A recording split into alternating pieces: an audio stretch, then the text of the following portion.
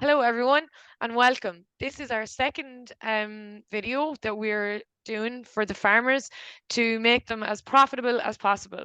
Today, I am here, Majella Cafferty, who's the farm profitability specialist from Aurivo, and I'm joined with Daniel Hession, who is the nutritionist and technical manager for Aurivo.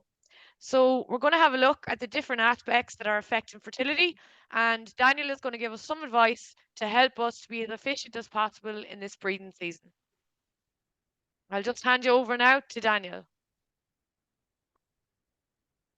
Thank you, Majella.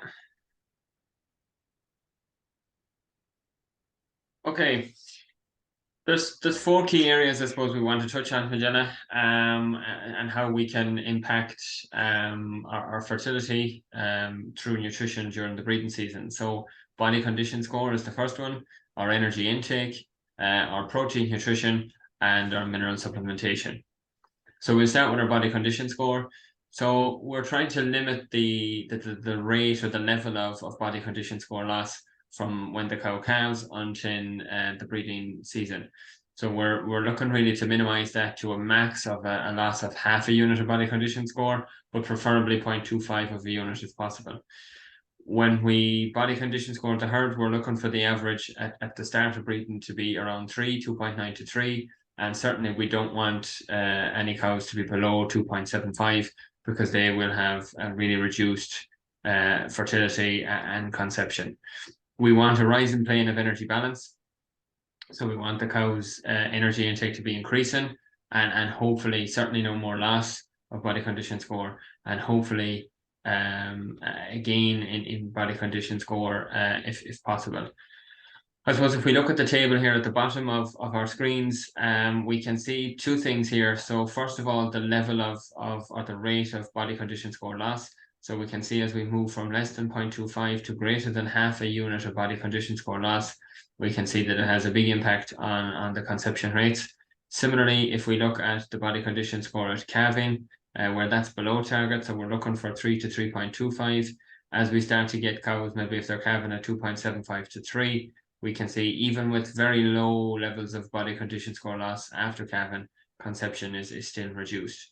So that fits in with that point that it's a year-round process. So we can't just get really focused on body condition score a week or two before breeding. We need to be looking at this the whole year round, particularly during late lactation, the dry period, and making sure that that cow calves down in the appropriate condition of 3 to 3.25, and that should set us up nicely then for the breeding season. That's great, Daniel. So if cows are below the target body condition score, what's the best way to try and improve the body condition score of my cows pre-breed? Yeah, I suppose if we take now, breeding is probably only around the corner for a lot of herds, so we've a limited enough time. If we go in with extra concentrates, most of that additional energy will be diverted or directed towards additional milk output. So it'll be a very slow process for that cow to gain additional condition score that way. One option might be to consider maybe once a day milking for the cows that are below that 2.75. But I suppose it's a management decision, and as a prerequisite of that, or something that needs to be taken into account before you go down that road, is we need a low somatic cell count starting off, but it is an option. Thanks very much, Daniel. And has breeding or genetics any role to play in improving herd body condition score pre-breed, do you think? Yeah, so a number of research projects would have shown that high EBI cows have a better ability to maintain their body condition score across a range of diets. And that in part then explains why they have a higher fertility. So they're probably better able to partition energy within the cow. The condition score loss is not as great. And that then has an impact, a positive impact on their fertility. So certainly, higher EBI cows do have a better ability to maintain their body condition score. Very good. Okay, so moving on then to energy intake. So we know that the energy intake of the cow drives milk performance, it maintains body condition score, and in turn then improves the cow's fertility. So from now on, thankfully the weather has settled down, grazing conditions have improved. So we want to target our best grass to the cows, and their covers of about 1,400 kilos and grazing at the 3 leaf stage. So a very high leaf content in the sward or the grass that we're offering to the cows. We want to graze tight so that subsequent rotations, it's a high quality grass as well. So we want to graze to maybe 3.5, 4 centimeters, but we do have to be mindful that in doing that, we're not restricting the cow's intake, because then obviously we will reduce her energy intake. So graze tight, but watch that we're not impacting on intake. And I suppose along with that, then we want an appropriate level of supplementation. And that would depend on two things, as we can see in the chart here, the grass dry matter intake and the milk yield of the cow. So if we take kind of a typical cow, somewhere between 24 maybe and 26 litres, and at the moment grass intake should be falling somewhere between 13 and 15 kilos of dry matter per cow per day, but that will depend on how long the cows are calved, the grass dry matter and grass availability, and so on. But if we take it somewhere between that 13 and 15 kilos and the 24 to 26 litres, we can see that supplementation rates are somewhere between kind of 2 and 5 kilos of concentrates per day in that situation. But best grass to the cow, and then supplement appropriately based on grass supply and milk yield. Okay, Daniel, so the best grass there, I suppose, is at 1400 kilo covers and the 3-leaf stage. So if I was a farmer in the morning and I was walking out to a field, how would I know what stage my grass is at, or when it's at the 3-leaf stage? Or is there any areas that you would advise me on to be looking at? Yeah, so we should all walk our paddocks at least weekly, and in periods of very high growth twice weekly if possible. And I suppose if we're grass measuring, and whether we're using the cut and weigh or a plate meter, for example, if we're sort of in and around that 1400 kilos, that should coincide with the 3-leaf stage. But if we look at the plant itself, if we just visually look at the grass that's in front of us, we should see 3 actively grown leaves that are green and look very lively, for want of a better description. If the plant has moved to produce an additional leaf, so a 4th leaf, a grass plant can only have 3 actively grown leaves at the one time. So one of the first leaf will start to die off. So that will look a bit paler, it'll start to go kind of yellowish brown, and this other leaf then will become more green and vigorous looking, because it has taken over, or taken the nutrients, if you like, from that first leaf. And when that starts to happen, obviously that leaf is starting to die off, so its nutritive value, its energy value is lower. And if that starts to happen across the sward, it'll lower the quality of the grass, and in turn lower the energy intake. So we're looking for 3 leaves, leafy, very leafy, green, growing vigorously, and that coincides for anyone that's grass measuring then with a cover of around 1400. That's great, Daniel.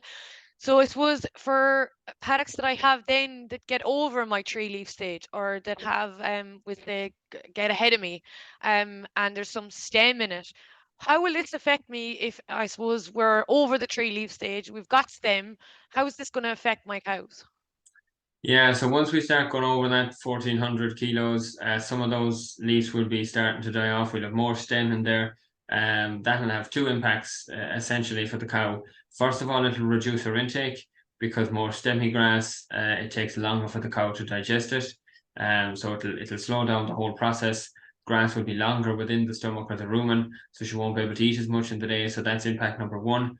Impact number 2 then is that the grass has a lower nutritive value, so a lower energy value essentially, because anything that's more fibrous or more stemmy, there's lower energy. The cow takes longer to digest it, as we said, but she also can't digest it all like she can with high leafy grass. So she's 2 effects there now. She's eating less grass, and that grass she's eating has a lower energy content. So overall, her energy intake is reduced, and that will have an impact on her milk performance, particularly her solids, and we'll see that in terms of protein levels, and it can affect her body condition score, and have a subsequent impact on fertility. So by going in at the correct covers, we're maximizing her performance from a milk production point of view, but also fertility point of view.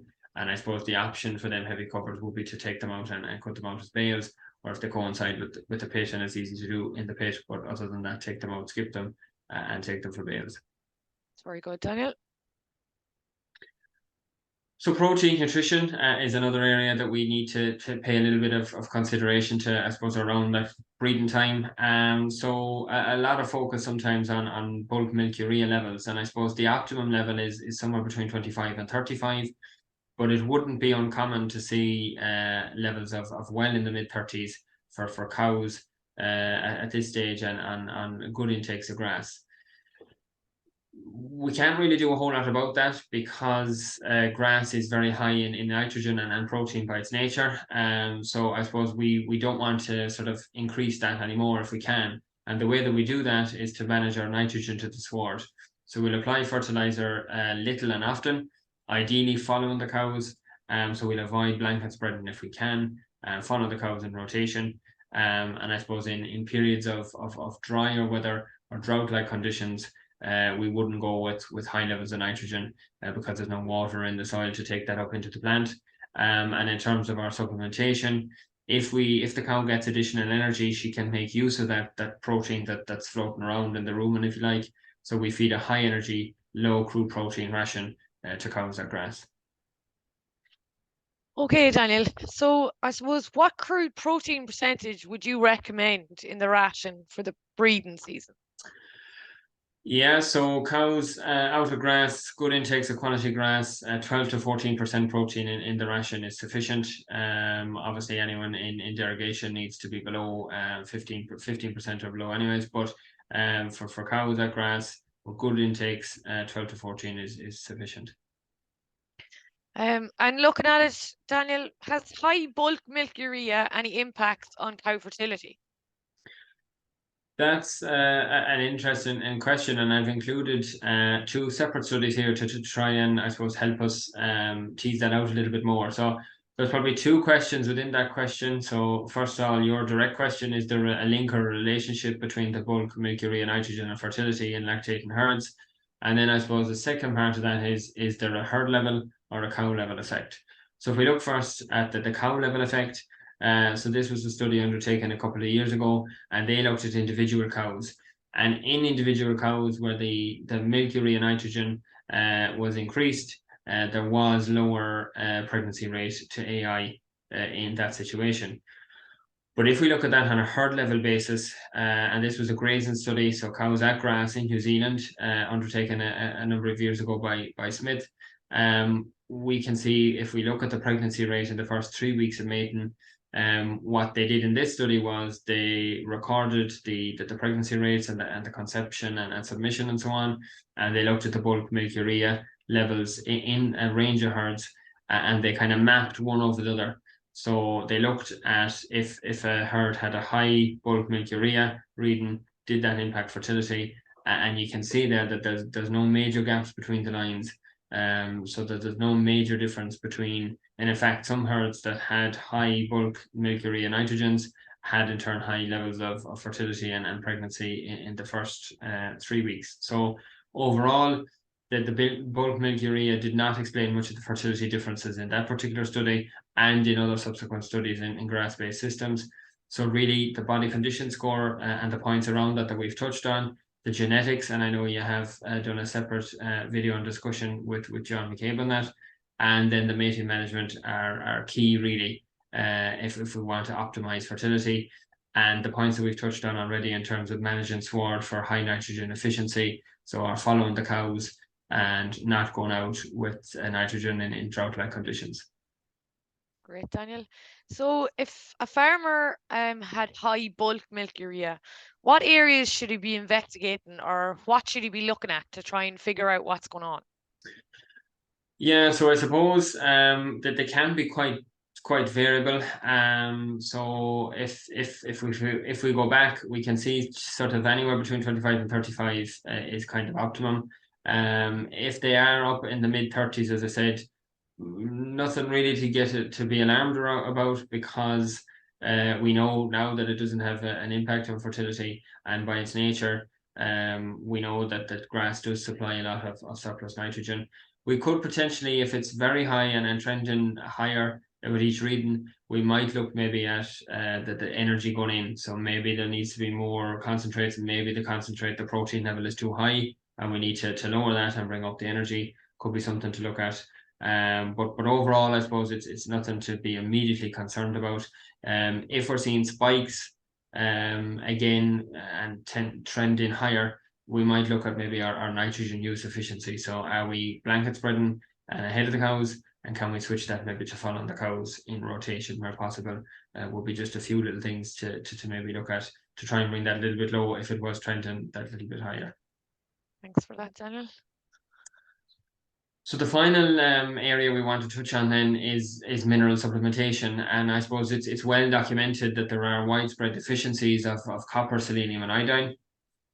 We know that the three of them, the copper, selenium, and iodine, and phosphorus deficiency, can have a direct impact on fertility in terms of silent heats, shorter heats, and a lot of repeats in the herd if there are issues in the background with a low mineral status.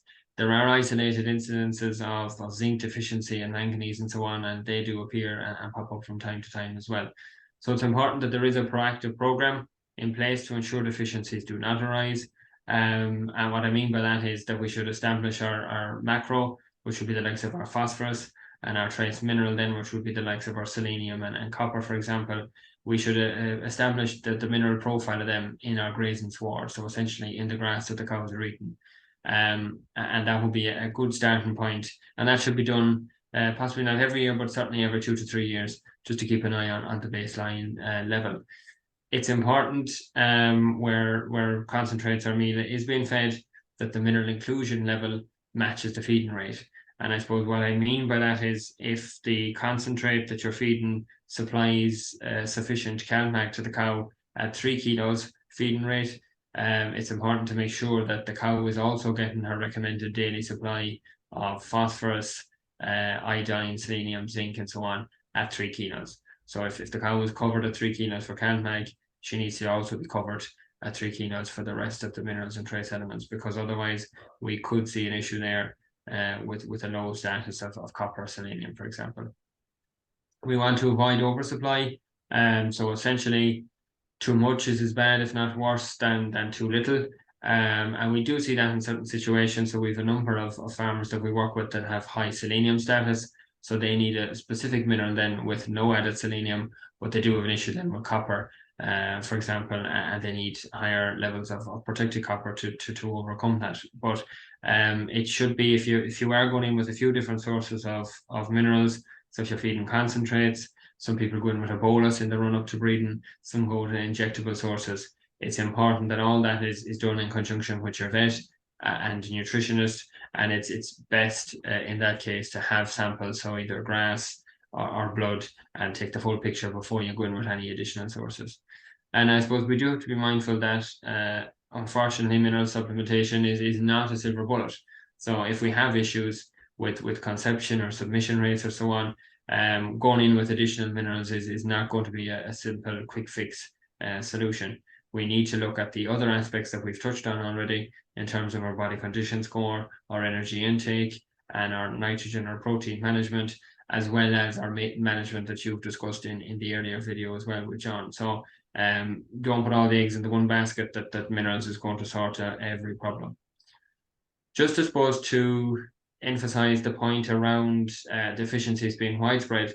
So in this table here in the grass column is the average of the grass analysis that we've undertaken for the last 3 years here in the lab in the mill. So for 2020, 21, and 2022. And the samples coincided with kind of April, May, and June, so breeding time. So we can see for copper, the average was 7.1 milligrams per kilogram dry matter, and the cow's requirements for the total diet is 15.7. So if that cow was on a grass-only system, that there wouldn't be enough copper going into the cow in that situation. Again, zinc, we can see less than half of the requirement. Selenium is deficient. Manganese is okay, but there are, as I said, some isolated instances, and cobalt in this case is very all right. And phosphorus, the cow requires about 4 grams per kilogram in the total diet dry matter, and the samples that we've tested around that time are just bang on that figure. But we have seen some subsequently a little later in the year, maybe coinciding with drier periods, that have gone below that, and clinical symptoms then in the cows. So it is becoming sort of more of a concern or an issue. So it emphasizes, I suppose, the importance of getting that analysis done. That's an example there of the report. It's probably a little small, but you can see a broad range of minerals available. comments and interpretation then back from the NAB as well on any aspects that you might need to look into or to address during the breeding season or at other times of the year. That's great, Daniel. So I suppose we can see here how important mineral analysis is. So where would I go about undertaking mineral analysis, or where do I how do I get started? Yeah, so if you want to take a grass sample, which is a good starting point, so if we take a typical grazing platform, there could be anywhere from 12, 15, 20 paddocks, depending on. So we can't just sample one or two and go on the basis of that. So ideally, we would take a number of small clippings of grass from all of the paddocks. So we'll just say we have 20 paddocks on our farm. We'll go ahead of the cows in the second or third rotation, not the first rotation, because a lot of that grass would have been grown over the back end. We want to take it at the time when the cows are consuming that grass.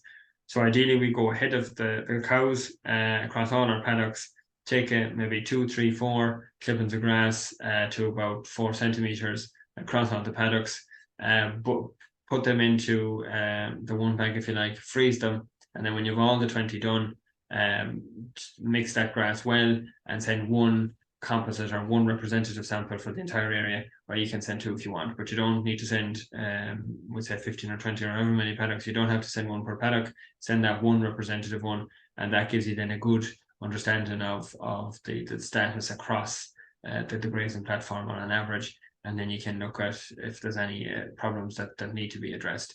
Bloods would be another option.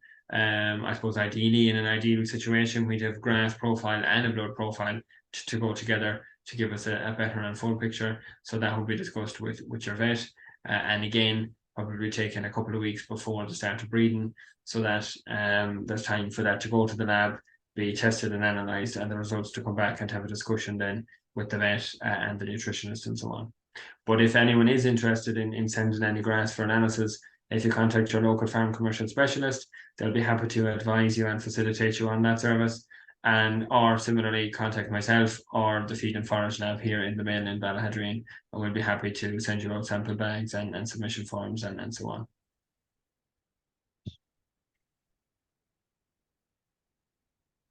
Okay, everyone. So thank you all very much. We're going to go on to the next topic here now. Daniel's going to cover just a few of the areas that he is working on at the moment.